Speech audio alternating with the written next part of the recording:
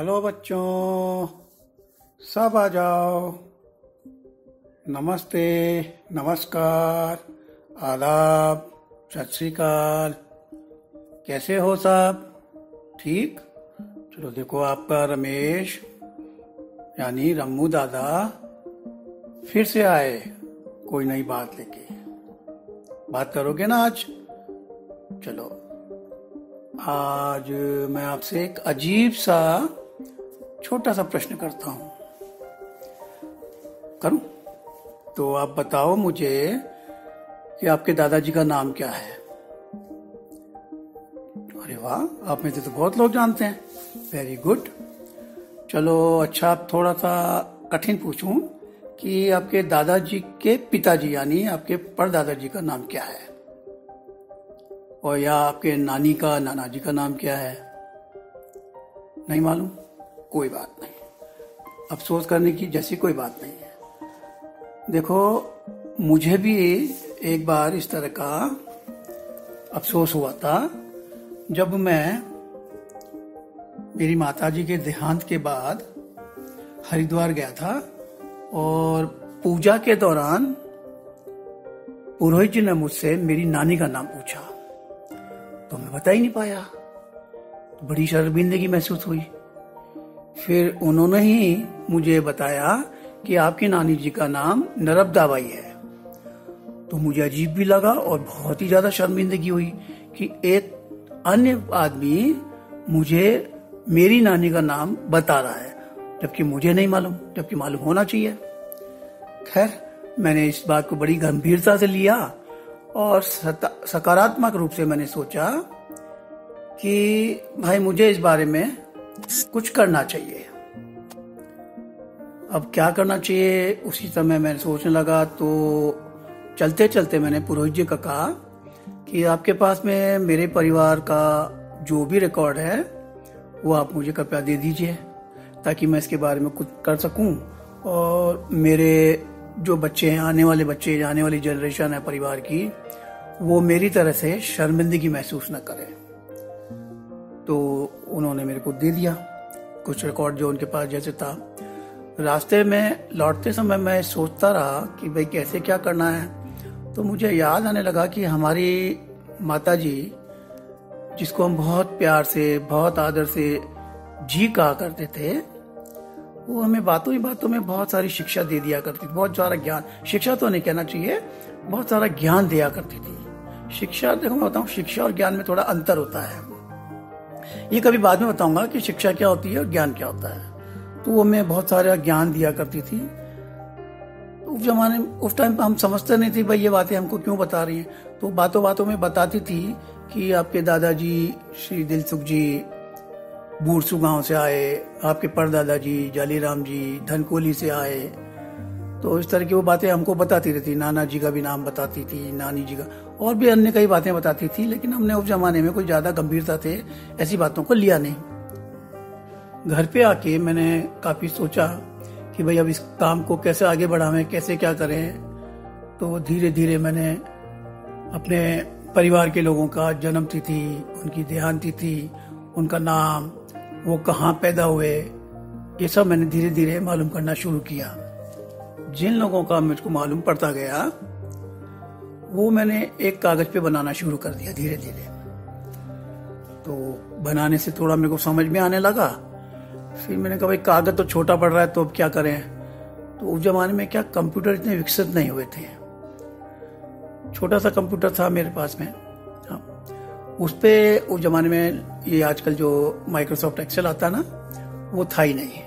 उस समय में डॉस का 123 लोटस 123 चला करता था। तो उस लोटस 123 पे मैंने स्टार्ट को बनाना शुरू किया।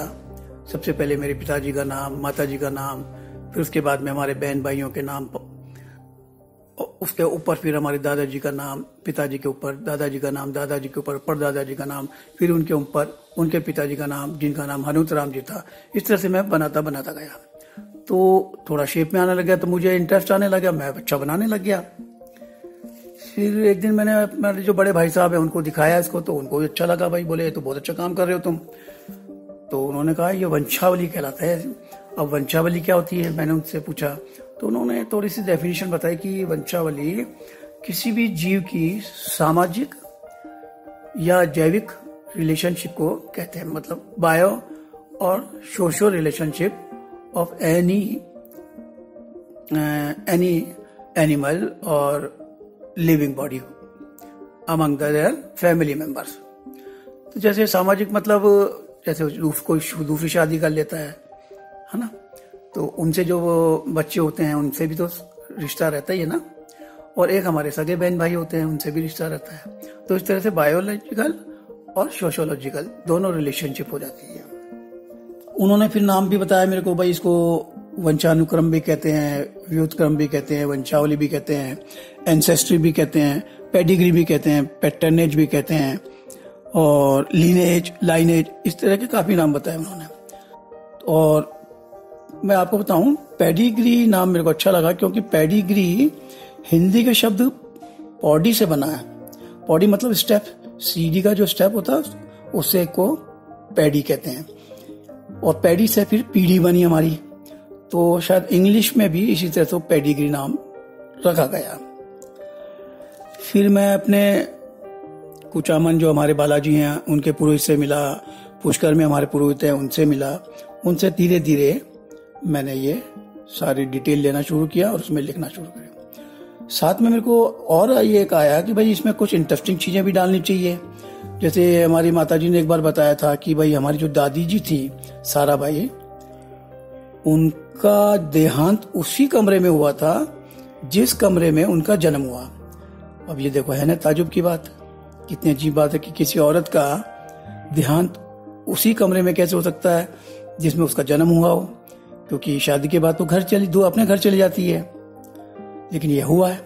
वो कैसे कि हमारी दादी जी की शादी के बाद में उनके भाई लोगों ने वो घर उनको दान दे दिया था, तो फिर वो वहीं रहने लग गई शादी के बाद में। इस तरह से जब वो वहां पे रहने के बाद में जब उनका देहांत हुआ तो देहांत उसी कमरे में हुआ। इस तरह से मेरे को काफी इंटरेस्टिंग चीजें इसमें रखी हैं मैंने, और मेरे जो पूर्वज हैं उनके मैंने नाम और उनकी देहांत तिथि, उनकी जन्म तिथि जो भी मेरे को मालूम पड़ती गई मैंने। तो बच्चों, मैं आज आपको बताऊं कि वह चार्ट 11 पीढ़ियों का मैंने बनाया है, जिसको मैंने काफी लोगों को दिया है, समझाया है, और वो पंडित जी को भी मैंने वो भेजा है, उनको मैंने बहुत बहुत धन्यवाद दिया है। आप ये सोच रहे होंगे कि भाई ये सब क्यों मैं बता रहा हूं आपको, क्या उद्देश्य है, क्या मतलब है। मेरा उद्देश्य केवल आपको बताने का यही है कि किसी भी चीज को, किसी भी चैलेंज को आप पॉजिटिविटी से लो और उस पर अच्छी नीयत से उसका काम करना शुरू करेंगे ना, तो आपका काम भी अच्छा होगा और काम भी पूरा होगा। और दूसरी बात, मेरे को ये उद्देश्य लगा कि आने वाली हमारी जनरेशन जो है वो इसके बारे में समझे, जाने कि भाई हमारे पूर्वज कौन थे। और शायद इसी वजह से मैं आपको बताऊं कि हमारे हिंदुस्तान में, हमारे भारतवर्ष में, हिंदुओं में कम से कम, वैसे मुसलमानों में भी है और दूसरे समाज में भी है, श्राद्ध प्रथा चली। श्राद्ध का मतलब हमारे पूर्वजों के प्रति श्रद्धा रखना, और श्रद्धा रखिए उनके दिन एक दिन उनके लिए प्रति खाना वाना खिलाना, किसी को श्रद्धा रखना होगा। जैसे आजकल करते ना happy mother's day, happy father's day, उसी जमाने में तो आजकल श्राद्ध चलता था, अभी भी चलता है, ठीक है ना। तो ये मेरे उद्देश्य थे इसका, और इसके देखो फायदे भी होते हैं।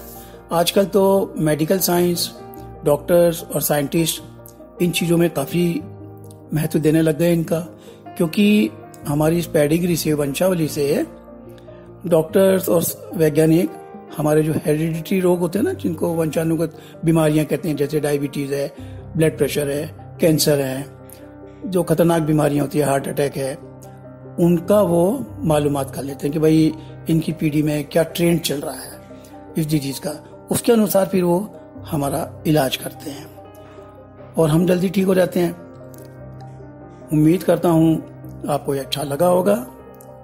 नेक्स्ट टाइम से मैं और आपके लिए नई चीज लेके आऊंगा, नई बात लेके आऊंगा। सुनोगे ना? ठीक है ना? तो अच्छा बेटा, आप लोग घर पे रहना, स्वस्थ रहना, खुश रहना। Bye, take care, thank you, धन्यवाद।